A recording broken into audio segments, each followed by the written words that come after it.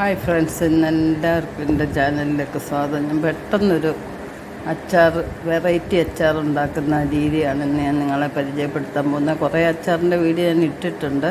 ഇന്നൊരു സ്പെഷ്യൽ കൂട്ടിട്ട് ഉണ്ടാക്കുന്നൊരു അച്ചാറാണ്. ഇടുന്ന ഉടനെ തന്നെ നമുക്ക് കൂട്ടാൻ പറ്റും. അത് നിങ്ങൾക്കൂടി പരിചയപ്പെടുത്താൻ പോവുകയാണ്. അപ്പോൾ കുറേ മാങ്ങ പറിച്ചെടുത്തിട്ടുണ്ട്. മാങ്ങയൊക്കെ പഴുക്കാൻ തുടങ്ങി. ഇനി നമുക്ക് അച്ചാറിട്ട് സൂക്ഷിച്ച് വെക്കണം. സ്കൂളൊക്കെ തുറക്കുമ്പോഴത്തേന് കുട്ടികൾക്കൊക്കെ കൊണ്ടുപോകാൻ പറ്റിയൊരു അച്ചാറാണ്. ഓഫീസിൽ പോകുന്നവർക്കൊക്കെ ഇത് ഉപയോഗപ്രദമാവും. ഇത് ഇച്ചിരി വിളഞ്ഞ മാങ്ങയാണ്.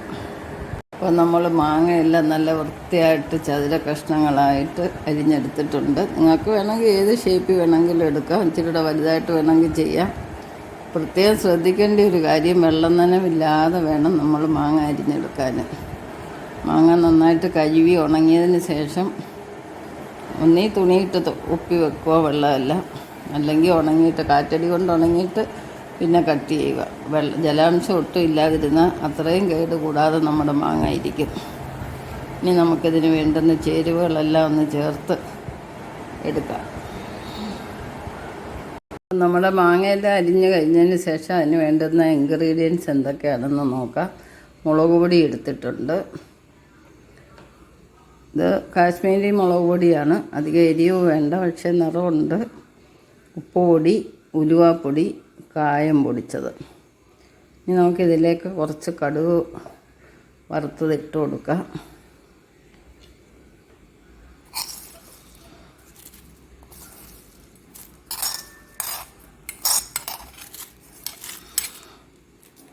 ഇട്ട് കൊടുത്തിട്ടുണ്ട്. ഇനി എന്താ വേണ്ടതെന്ന് വെച്ചാൽ നമുക്ക് നല്ലെണ്ണയാണ്. നല്ലെണ്ണ ഒഴിച്ച് കൊടുക്കാം.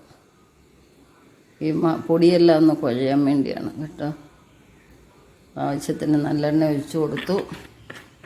ഇനി ഞാനൊരു സ്പെഷ്യൽ കൂട്ടാണ് ഇടുന്നത്. അച്ചാറിനൊക്കെ ഗ്രേവിക്ക് നല്ല കൊഴുപ്പ് കിട്ടും.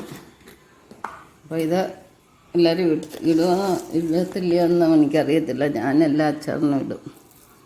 ഇത് പച്ചക്കടുക് ഒന്ന് ചതച്ചതാണ്. അപ്പോൾ ഇതിട്ടാൽ വേറൊരു ടേസ്റ്റും ഉണ്ട്. ഗ്രേവിക്ക് നല്ല തിക്നെസ് വരും. അത് ഇട്ടിട്ടുണ്ട്. ഇനി നമുക്കിതെല്ലാം കൂടെ ഒന്ന് മിക്സ് ചെയ്യാം.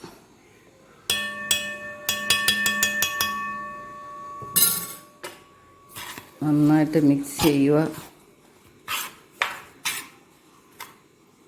അപ്പോൾ ഈ ഗ്രേവി ഇളക്കുമ്പം തന്നെ നമുക്ക് ആ ഒരു സ്മെല്ല് വരുമല്ലോ. ആ സ്മെല്ലിലറിയാം അച്ചാറിന് എത്രത്തോളം രുചി വരുമെന്നുള്ളത്. എല്ലാം പാകത്തിനായിട്ടുണ്ട്. ഈ സമയത്ത് ഈ ഗ്രേവി ഒന്ന് തൊട്ട് നോക്കുക, ഉപ്പുണ്ടോ എന്നുള്ളത്. അപ്പോൾ ഇതിൽ കറക്റ്റാണെന്നുണ്ടെങ്കിൽ മാങ്ങ ഇട്ടാലും കറക്റ്റാവും.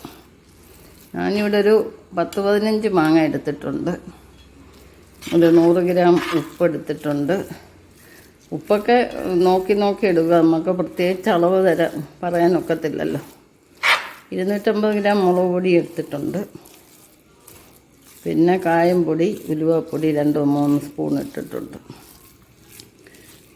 നമ്മൾ കൃത്യ അളവ് പറയാനൊക്കത്തില്ല. മാങ്ങയുടെ ടേസ്റ്റ് ഗുണം പോലെ ഇരിക്കും.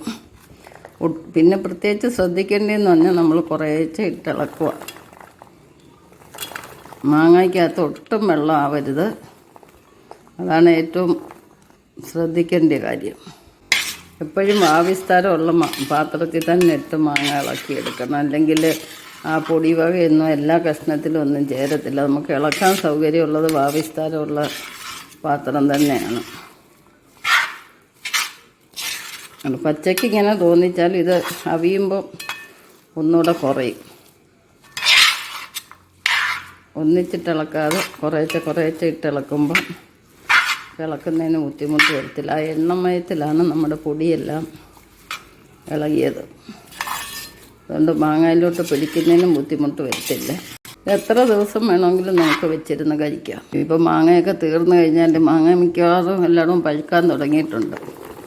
അപ്പോൾ ഇനി പുളിമാങ്ങ കിട്ടാൻ പ്രയാസമായിരിക്കും. അപ്പോൾ മാങ്ങ തീരുന്നതിന് മുമ്പ് എല്ലാവരും ഇങ്ങനെയൊക്കെ ചെയ്ത് വെക്കുക. നമുക്ക് മാങ്ങ ഇല്ലാത്ത സമയത്ത് വാങ്ങിക്കാൻ നടക്കണ്ട. വാങ്ങിക്കുന്ന അച്ചാറൊക്കെ ഒരുപാട് കെമിക്കൽസ് ചേരുന്നതാണ്, കേടാവാതി. ഇതാകുമ്പോൾ നമുക്കറിയാവുന്ന ഇൻഗ്രീഡിയൻസേ ഉള്ളൂ. കേടാവാതിരിക്കത്തക്ക രീതിയിൽ നമുക്ക് ഇട്ട് വെക്കാവുന്നതേ ഉള്ളൂ. പൊടിവക എല്ലാം നല്ല മാങ്ങയിലോട്ട് നന്നായിട്ട് ഇളക്കി യോജിപ്പിച്ചിട്ടുണ്ട്. കണ്ടില്ലേ, മിനുങ്ങുന്ന കണ്ടില്ലേ. നമ്മളൊരു ശകലവും ജലാംശം ഇല്ലാതെ എടുത്ത മാങ്ങയാണ്. എൻ്റെ ജലാംശം എല്ലാം ഊറി വരുന്നുണ്ട് ഇപ്പം ഇച്ചിരി ഒരു 10 മിനിറ്റ് കഴിയുമ്പോഴത്തേനും ഗ്രേവി ഇറങ്ങി കഴിയും. ഞാനിട്ട ഇൻഗ്രീഡിയൻസ് എല്ലാം കറക്റ്റാണ്. ഉപ്പ് എല്ലാം നല്ലതുപോലെ ഉണ്ട്. അപ്പോൾ നമ്മൾ കുറേ ചെയ്ത് കഴിയുമ്പോൾ നമുക്ക് തന്നെ അളവറിയാതെ തന്നെ എല്ലാം ചേർക്കാൻ നിൽക്കും. ആദ്യമേ തന്നെ അങ്ങ് ഒത്തിരി ഇടരുത്, കുറേശ്ശെ ഇട്ട് ശീലിക്കുക. അപ്പം പ്രത്യേകിച്ച് അളവൊന്നും നോക്കേണ്ട കാര്യമല്ല. ഇത് ഈ സമയത്ത് വേണമെങ്കിൽ നമുക്ക് കഴിക്കാം. ഗ്രേവിയുണ്ട്, ആവശ്യത്തിന് നിറവുണ്ട്, വലിയ പുളിയില്ലാത്തത് കൊണ്ട് നല്ലൊരു കണ്ണിമാങ്ങയാണിത്.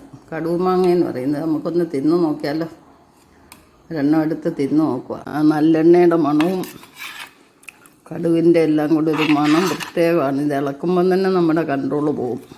നമുക്ക് എത്ര ചോറ് വേണമെങ്കിലും കഴിക്കാം. ഈ ഒരു അച്ചാർ മാത്രം മതി.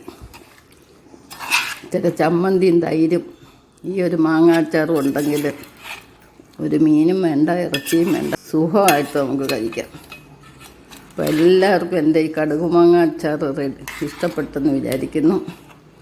ഇതേ ഇൻഗ്രീഡിയൻ്റ് വെച്ച് ഇതുവരെ ഇട്ടിട്ടില്ല എങ്കിൽ നിങ്ങൾ ഇട്ടിട്ട് എൻ്റെ വീഡിയോയുടെ അടി കമൻ്റ് ഇടുക. എല്ലാവരും കണ്ട് സപ്പോർട്ട് തരിക.